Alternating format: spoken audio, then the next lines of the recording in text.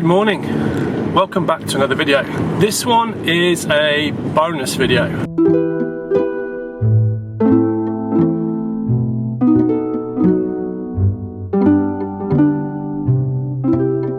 You would have seen that my last two videos on my channel were based in the Belgium High Fens, down in the south of Belgium.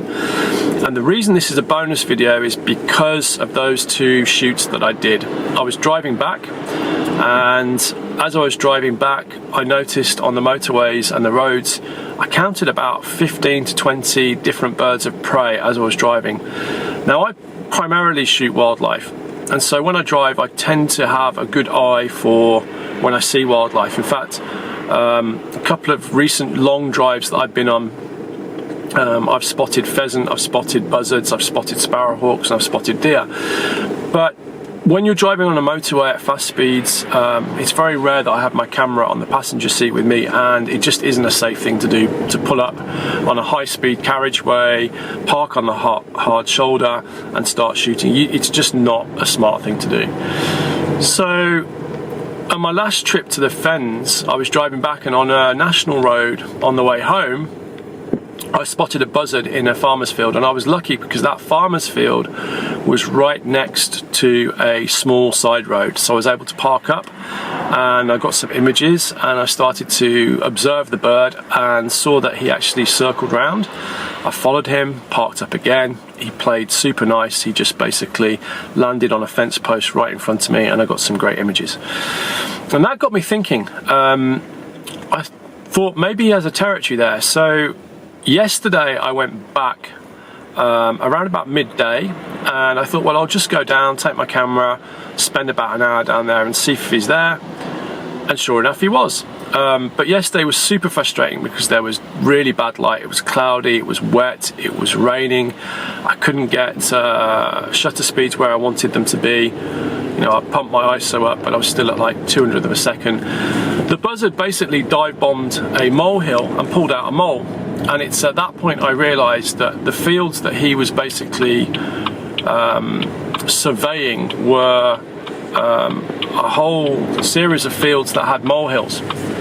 And he has an abundant food supply as a result of that. So that made me realise that he has territory there. So I'm going back again today, and this time I'm going to set up a tripod in my car. I'm going to park up in the same place, and hopefully I'm going to get some better images. The images I got yesterday were okay, but they weren't perfect because obviously with low light you really struggle to get pinpoint accuracy on focus and sharp images, and that's where I was a bit disappointed, because I did get a really nice shot of him with the mole in his mouth, in his beak I should say. So it was one of those, you look at the screen on the back of your camera, you get really excited, you put it into Lightroom and you look at it and, oh, it could have been sharper. It's just that slight movement he had, and my shutter speed not being where I really wanted it. So anyway, I thought I'd make a video about this today. It's going to be kind of like a semi-urban bird safari, as it were. I'm currently in my hometown. I'm going to drive out to the location where the buzzard is. It's just on the outskirts, it's in some farmland. It's not quite urban, but the fact it has a major road going through it, it's kind of semi-urban. Yeah, we'll see what I can get, and I can again show you a little bit how I set up in my car and use my car effectively as a hide. There's great news. I've just arrived at the original farmer's field that I first observed the buzzard, and there's not just one, there's two buzzards. Now, this is a really good location because I can park up, but when they're in this field, it's a little bit far away. I've got enough focal length, but I'm not going to fill the frame. So I'm going to use this little point and shoot camera and see if I can get some video for you. They're both on the ground right now in this field, so I think they're probably ground hunting. There aren't that many molehills where they are. And it's very, very busy with the traffic, so I guess that they'll probably hunt here for the morning period, and they'll probably then fly over when the traffic gets a little bit less. They'll fly over to the other field.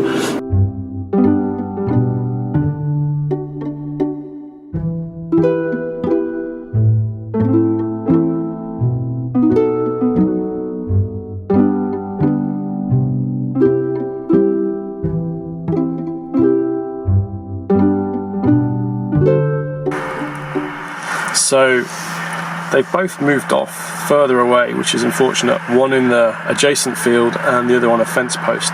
So I'm just using my long lens, and I'm going to see if I can get a video clip, and then I might be able to extract a still from that video clip.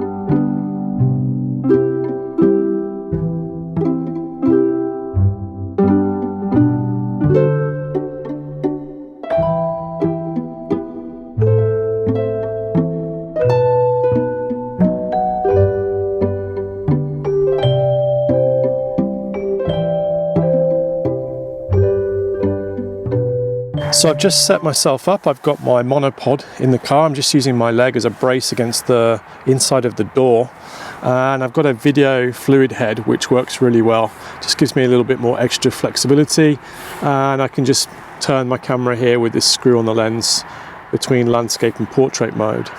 So the two Buzzards are back on their fence posts. And I was just looking over to my left, and I realise now why they're in this field and not the other field that I've previously photographed them in. There's actually some works happening over there, and there's a team of tree cutters, and they're making quite a lot of noise. So until those guys actually go, these Buzzards are not going to go back over to their main territory. So we've got some really nice light now, and I've actually got a lot closer to the Buzzard. There's one Buzzard that's on a fence very, very close to me. The other one has flown further away into the other field, so it's out of distance for me. But the one that's closer here, I'm able to get some really nice shots of. He seems to be very relaxed in my company, so I'm a good 30-40 meters away. But yeah, it's looking really nice.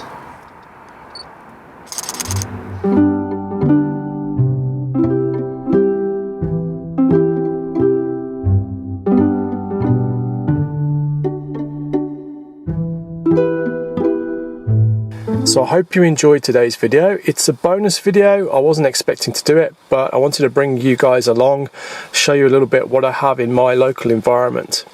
I would encourage you that if you're interested in wildlife and nature photography, to really go out there and explore your area. I'm sure you'll find some interesting subjects, but please do stay safe, especially if you're looking for wildlife on roads. Always be careful where you position your vehicle, and be wary of other road users. And also, if you do find subjects, please don't stress the animal. It's important to keep your distance. Don't chase them off. Just make sure that there's a good distance between your camera lens and the animal, and like that you'll be able to come back over and over again, because that animal will be very used and habituated to the territory in your presence. It's always better to give animals their space. Okay, so if you enjoyed today's video, please like, leave a comment and subscribe to my channel, and I will catch you at the next one. Cheers.